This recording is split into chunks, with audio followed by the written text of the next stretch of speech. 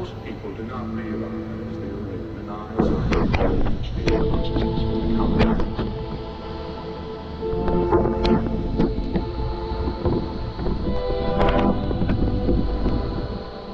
You will probably feel as you normally do while watching television, but your mind will be functioning at an alpha level and subconsciously receptive to suggestion. The blue healing light. It is healing. Heal. Feel the light flow through you. Imagine it with the unlimited power of your mind and manifest the reality.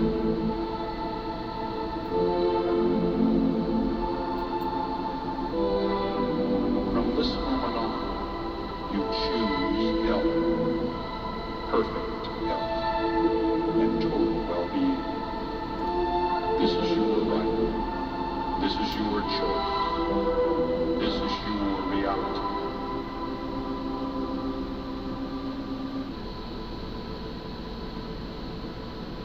And in just a moment, I'm going to wake you up. You'll awaken with your head clear, thinking and acting with calm self-assurance, and feel glad to be alive.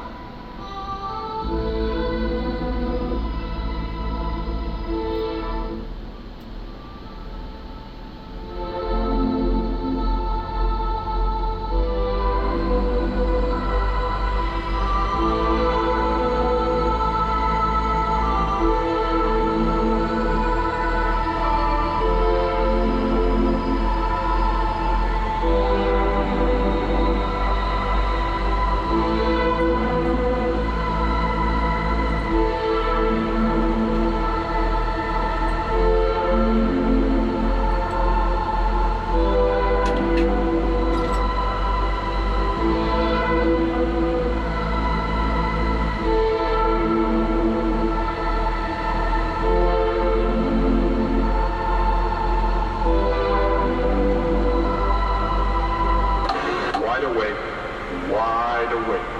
You are now fully alert, awake, and you feel good. I just fly around the world tonight. I just fly around the world tonight. I just fly around the world tonight. I just fly around the world tonight.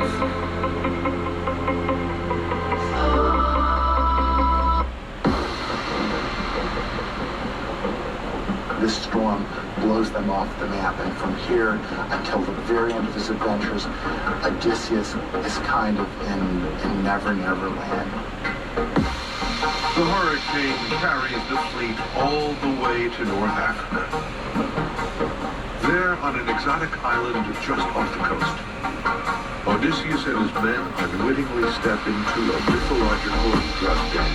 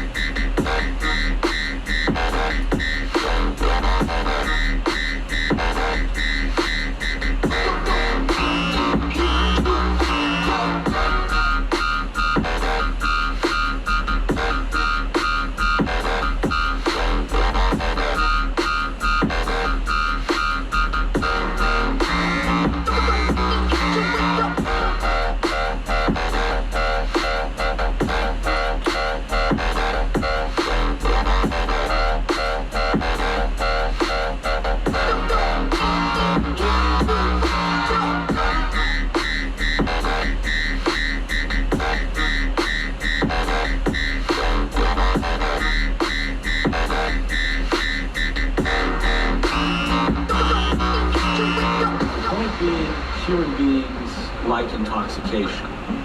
Within the Odyssey, Its function is to show how people can get lost on their way home.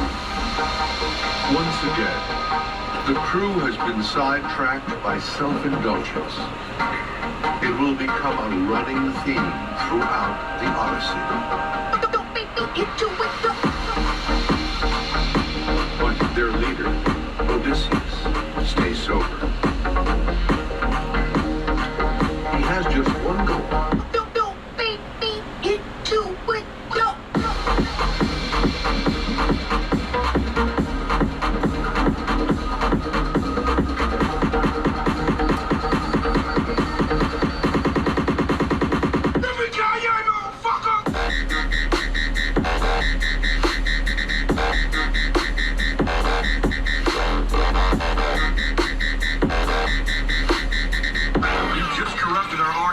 Vintage dubstep.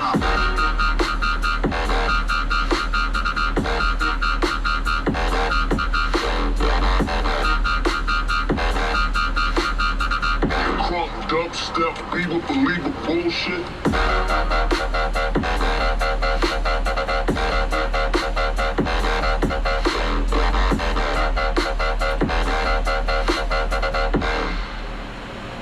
What the heck is dubstep?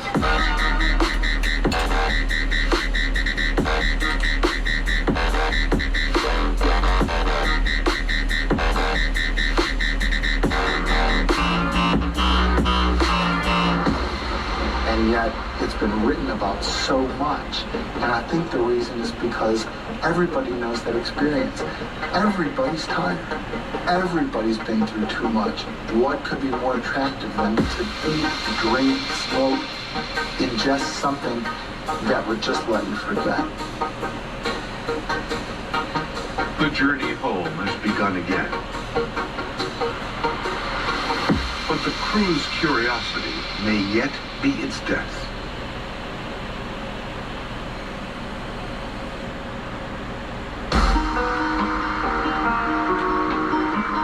No question, this could be one of the noisiest places tonight. And that's the problem. It promotes itself as having 1 million watts of bass. If you can hear it, All you can hear and feel is that bass.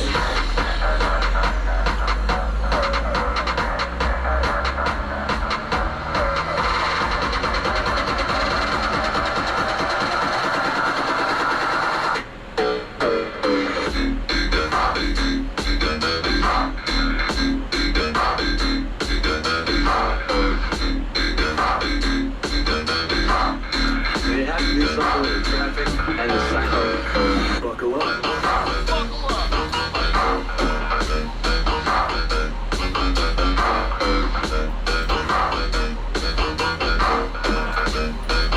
It's disturbing,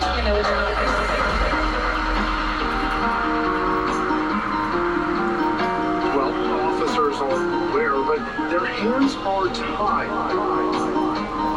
They posted this to Facebook and reads in part.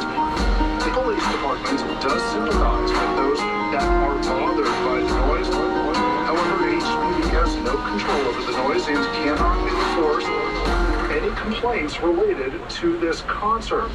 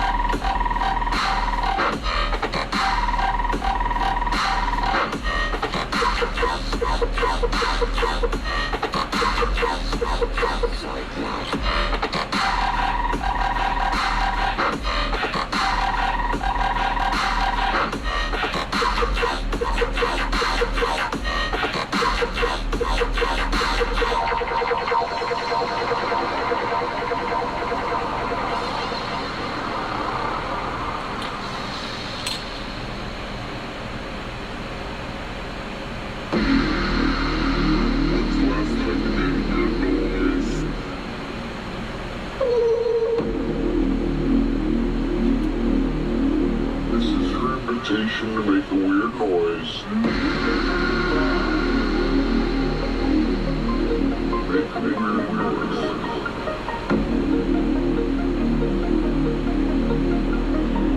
It feels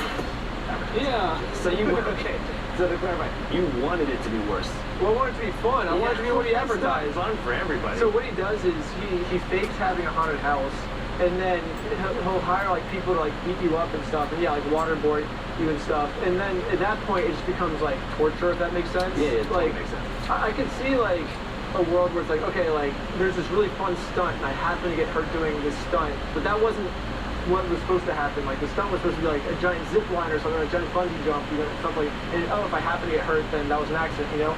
But I think he has like, he said he has like voices in his head, and the only time the voices stop is when he's hurting other people.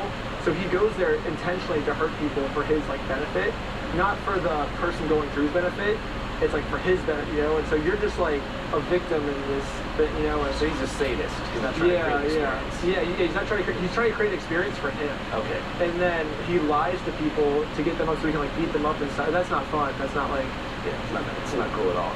You were pissed there was no rats. You know, that would I would have done. I would have been cool. I mean, like fear factor to stuff like that. I can see that being like a fear factor stunt. You know, like oh, there's a maze of rats. Yeah, swim through them. You know, like I think that'd be fun. I'd set up for something like that on Fear Factor. You know, like not because I like pain or anything. Like I hate pain, but I like doing things that are hard. You know, and something where you're like, oh my gosh, like I'm gonna look back on this in like 5 years and be like, that was epic what I did. You know, I mean, as long as there's no like animal cruelty with the rats and stuff, that would suck. But I probably wouldn't be excited actually for the rat one because like their claws might hurt and stuff. But some of the other stuff he was advertising seemed really cool. I feel like. What do you think is the coolest thing he was advertising that you were let down by it not existing? Probably the 2 mile zip line. That was fun. Or like the underwater haunted house, that'd be cool. You said there was like a room where like 50 tarantulas are like all climbing on you, stuff like that. You said there was like a tightrope walk that you have to walk. I was like, oh, that would, like I slacked on it. I'll be really good at that one, you know? Just stuff like that. Whenever you do these kind of things and seek out these experiences, how much of it do you think is about like, you know, pushing your own limits and taking yourself to the extreme versus just like capturing content that you know will succeed online? I don't really think about like what will succeed online. If you look at my history, like pretty much everything I've done is just because I think it's fun, and then it usually always ends up flopping. I think this time I got lucky with the Lego thing that people just happen to like Legos. Because I feel like I do all of these antics I do in the Lego video and all my previous videos, you know? I just never had that like clickbait of the Lego, you know? Because it's always just like weird things that people don't care about. But I think if I did try to do things that people I think will go viral that I don't really care about, I think I would have burned out and stopped YouTube. That might have been the problem with all the people, because you're like, people show up, they try for like 5 years, doesn't work out, and they stop. I think they stopped because they didn't achieve the results they wanted. Yeah. But the results I want isn't really like, oh, like money and fame and stuff. It's like having fun filming the videos. As long as I'm having fun filming the videos, that's like my result that I want. And I've gotten that every video, which is why I haven't stopped. So even though like I've been sharing like a room for half my career with like the smallest room, we like put 2 people in this room, and I think we put like 10 people in like a 5-person house. We were just living terribly, like eating like the lowest of the low food, just barely enough to survive and stay healthy. And like I think you only do that if like I would have stopped if I cared about like money and fame, you know, because I think whatever money and fame will buy me is like to satisfy me way less than like I'll just like. Because if I make money and like get famous, I'm just gonna do more cool stuff, you know, with that money. So it's like, if I'm already doing cool stuff, why am I gonna sacrifice that to make money and then just be boring and be stupid? Yeah, money's a lot cooler than fame. Yeah. At least if you get paid, you can like give your mom money and drops to your friends. Whereas like fame is just annoying.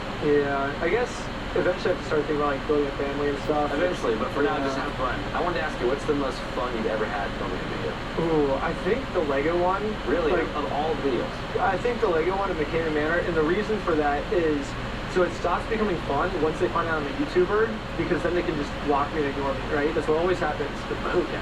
Just so what's interview sources. So like when Scientology, I was doing that. Once they found out about like my secret spy glasses, oh, I'm kicked out of Scientology. Are you attempting to investigate Scientology? Has he been filming? And every time we go up, they just stand there with their arms crossed and don't say a word. It's like, well, we can't get content out of that. That's what happened with like, we infiltrated this cult called like the 12 Tribes. Same thing, once they found out we were like journalists, they're like, okay, like, we just won't give them any more content. Yeah. And then, but the thing with the Lego video was they found out that like, we're these like, basically just like what our schemes are, you know, and then, but they can't just close down their store, you know, they have to stay open, so we could just keep sending people inside to like try new schemes to get the stuff back. So we were able to take that one like really far just because like we got lucky that they just had to keep the store, they couldn't hide from us. I saw you use the body double at one point. Like, just give up on the... crew with this guy. He's wearing my exact same clothes, and his legal name is also Ben. Oh, yeah. We had so many plans also that we wanted to do that, but we just couldn't because they started arresting us. But yeah, we were able to take that one further than the other videos, I think, because they just couldn't block us, I guess. Have they given any of the Legos back? Not from my knowledge, no. I think they're all just sitting in that closed store. They closed the store down. They could just unlock the door and it wouldn't even hurt them at all. Yeah. Have they made any kind of statement? Oh, they make lots of statements. Their main statement is, we tried to give Brian the Legos back, but sadly he didn't want his own Legos back that he's begging for. He didn't want them for some reason. And then the other statement is, well, the previous owner, she sold all the Legos. She sold them all and didn't pay Brian anything. So their first statement is, we don't have the Legos, and their second statement is, well, we do have the Legos. So it's like, well, both statements can't be true, you know? It's like, well, what is it? And even then, I think also both those statements are probably both false. I want to do a bit for my next video where I contact their PR team, because they're paying tons of money for PR right now. And so they're paying this PR team like tons of money, and in response, the PR team is giving them the worst advice ever. The PR team is basically just telling them to lie. So I want to make this like offer that I would honestly do Bricks and Minifigs PR for them for free, because what would I get out of it? Like, Brian would probably get the Legos back if they do the right thing. It'll help their business. But I think I could like get them out of this garbage, but they just have to listen to a few things. What would you tell them to do if you were their crisis PR consultant? Probably first to get out the inventory, because they claim they made an inventory list, but they're not terrified to give it to anyone. So the first thing would be like, hey, like, probably make the inventory list public so everyone can see what's going on, like what Legos they have, what Legos they don't have. That would probably be the first thing. And then if there is inventory on the inventory list, actually give it to Brian. Don't just say, oh, we tried to give it to Brian, he didn't want it, but I guarantee Brian does want it. So actually try to give the inventory that they do still have to Brian. Those would be the first two things. The third thing I would say would be to do the chicken dance, I think. I think that would add humility to them. To be like, oh, we embarrassed all these people, so now we're going to embarrass ourselves, and maybe it kind of levels up the playing field, you know? And it's actually a pretty good idea. I think if they did the chicken dance, they would gain back so much public support, I think, because they would be taking kind of accountability for like what they did or wrong. Just a self-imposed humiliation ritual can like bring them out of like villain status and humanize them a bit. Because now they're goofy, you know, and it's like, oh, well, that guy doing the chicken dance can't be a villain, you know? He's like this goofy little side character who's just stupid, you know? And I think that would increase their PR a ton if they did the chicken dance. Yeah, that was just the first things I would do if I spend some time brainstorming. Yeah, I think part of the problem is like the crisis PR industry, and I have friends who work in it, is super exploitative. Anyone involved in controversy or any kind of situation, especially when it comes to like digital media, they sell resolution to people. They say, don't worry about this, like put this in our hands, here's a $100,000 invoice, like we'll take care of this for you. And what they do is just make it infinitely worse. I've been feeling pretty bad. You're welcome to come out to a barbecue at our church at 5 o'clock tonight, James Street. It isn't so impersonal. I think it may have worked pre-internet. You know what I mean? Like having a lawyer maybe bully someone into being quiet or make some like statement to the newspaper behind like a lawyer. But nowadays, like the easiest way to air out the truth about any situation is the Reckless Man route, the Afro Man route, the route that I took like 2 weeks ago. And you see this like groundswell of support from your own community. And that in turn levels the pressure up on the very person that was trying to make you feel small with money. So it's just a crazy moment that we're in. Yeah, I always thought it was weird that they're paying money to make their company worse. Like if they just sort of said nothing, they would be better standing than they are right now. The advice this PR company, and I don't want to like talk garbage in the PR company because they probably have good old playbook though. Yeah, but they're literally paying money to make their company worse. It's just like so weird to me. Like why would I pay you? That makes no sense, but that's what they're doing. I also saw that you made a GoFundMe too. Yeah. To help with legal defense funds. Yeah, it's crazy. So I actually got arrested for that GoFundMe because they said I think cyber stalking was the official thing. I was putting the company on blast is what they said by making that GoFundMe. We're going to book you back into the jail, okay? The creation of the GoFundMe, right? We're blasting this person all over saying, hey, he's... So creating the GoFundMe was illegal? And I didn't even think it was that harsh. And then the GoFundMe got taken down for a little bit, and then I did change it to Mystery Company instead of Bricks and Minifigs. So I was like, Brian put his Lego sets inside a Mystery Company and then didn't get paid for them. And then the GoFundMe was able to get back up again. But yeah, it was crazy. Yeah, the amount of support we got. I guess at first I made it for like $120,000. That's what, from our knowledge, is what Brian still owed for his sets. And then I thought that once it hits that cap, it just captions like, oh, you reached your goal, congratulations, you know, but people still kept donating.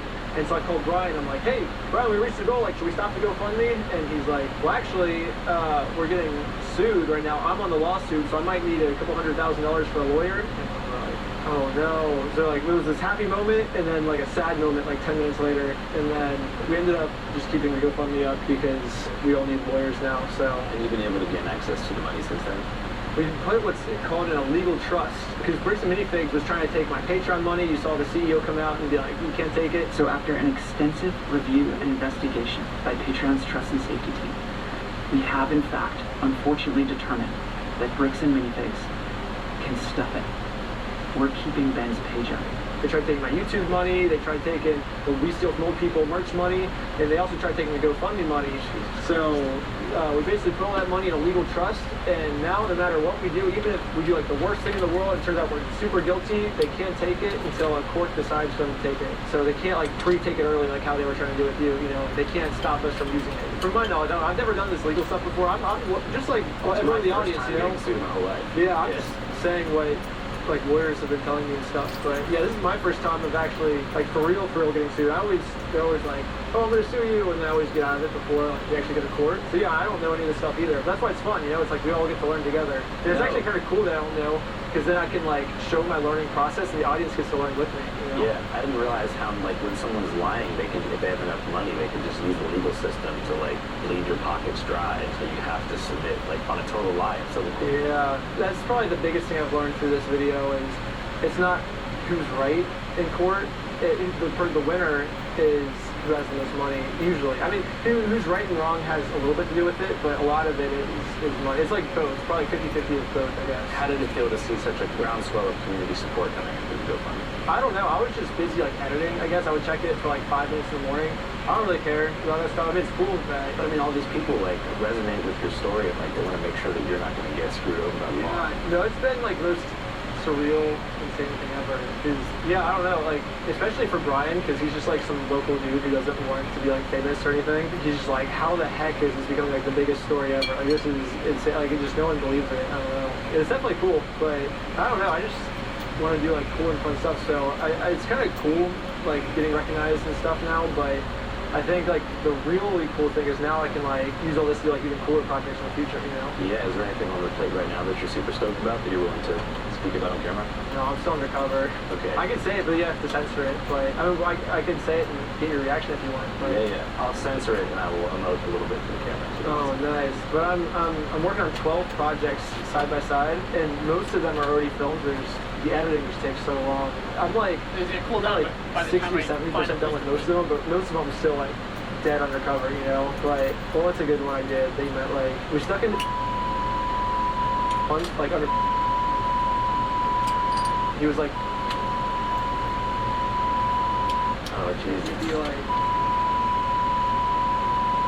we change the story, and we go back and then come back. God. You guys are on the sick one. That's amazing. You need me to censor that. Oh yeah, I can't even talk about that one yet. Okay. Yeah, We'll just we're dealing with 2 felonies per person on that. So 2 felonies per person? In a misdemeanor. So felony stalking, felony eavesdropping, and misdemeanor trespassing. Wow. I mean, this is the life you chose. Yeah, and then he'll probably sue us after that one comes out too. But yeah, I think he might be good in that department. Really? He doesn't have much bread to pull from right now. Yeah. He just lost me. Another one you might like. There's just so many. It's kind of hard to like keep track of all of them. Has there been any motion as far as what we talked about with me trying to get you into that one country? Oh, I did tell you about that one. The guy reached out. I've been just kind of busy with some stuff, but that'll happen soon though. Yeah, you've been helping me out with another one. We can't say what that is yet, but we can. You told me the premise. We can say you're helping me though. That's cool. Yeah. Andrew gave me like a huge win on it's like one of the biggest videos I'm working on. That's probably one of the biggest ones. As soon as I heard that story pitch, I was like, man, that's going to be one of the best documentaries ever. Yeah, you kind of saved my life. You actually might save my life. Maybe like without this information, I would die. You know, like actually. Based upon your plan beforehand, I think it's fun. Yeah. Or at least be in prison for a while. Whatever happened with HBO shelving one of your projects? That was yeah, they just got scared. And there was like 3 other videos with that thing. They were all kind of connected, but yeah, they just got scared that we're like talking about like super elite people that could maybe influence investors with HBO. Or, Yeah. That's why we just launched a streaming platform called C5.now, like with the sole purpose of hosting documentaries that were too hot for the major streaming platforms. Yeah, that one's definitely too hot for the major streaming platforms. Well, you're looking for someone to take it. Maybe. I don't know. We still have a year left on statute of limitations. So the statute of limitations is 3 years. It's been 2 years. So, because otherwise we could go, I think they were trying to put us in jail for like 20 years. So that sounds like the exact kind of thing we want to host. So let me know when the statute is up and we'll make it offer. Okay. Yeah, because it's like, that's what we're trying to do. Like any documentary that like is the subject of a lawsuit that makes it so the streaming platforms don't want to touch it, we'll take that liability on. C5.now. We have 5 films on there right now. Film number 1, The Art of Protest, made by the homies over at Indicon, who we interviewed a few months back. Film 2, Rat Film by Theo Anthony, set in Baltimore, investigates the lives and times of the rodent population through the eyes of the people who love the rats of Baltimore, study the rats of Baltimore, or are paid to execute and trap the rodents of Charm City. Documentary number 3, Starcast by Haley Garrett, an amazing Wall Street documentary that follows the lives of market predictors, that's right, stock analysts who stare at the planets to figure out what's going to happen with the money. Documentary number 4 is called Physician Heal Thyself by director Asher Penn, a fascinating lifelong profile featuring tons of archival footage documenting a physician, psychiatrist, philosopher, sorcerer of the mind named Gabor Maté. Very influential dude as far as addiction and trauma and healing. He's about as good as it gets. He's the top dog in that realm. So check that documentary out. Documentary number 5 is my own. Had to put my own sauce on there to get the train moving. It is called Finding Orson, a 45-minute documentary that I shot over the course of a year and a half, trying to reunite a beloved friend and an elderly community member named Rick Shore with his lost parrot named Orson. Maybe he's just too embarrassed to admit that he doesn't want the bird anymore. So those are the 5 films on C5.now. A totally independent, creator residual forward, power to the people documentary platform, not gatekept by Hollywood. And what's unique about C5.now is that unlike the major studios, we're not afraid to take a risk. And of course, pay creators fairly. The link is in the pinned comment and description box of this video. And most importantly,